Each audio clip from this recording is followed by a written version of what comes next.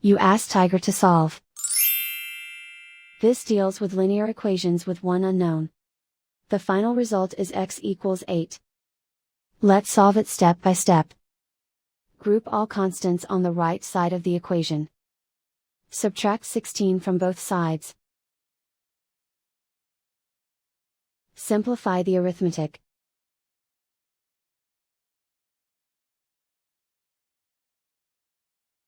Isolate the x.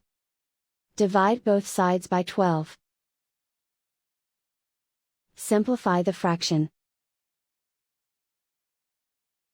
Find the greatest common factor of the numerator and denominator. Factor out and cancel the greatest common factor. And so the final result is x equals 8.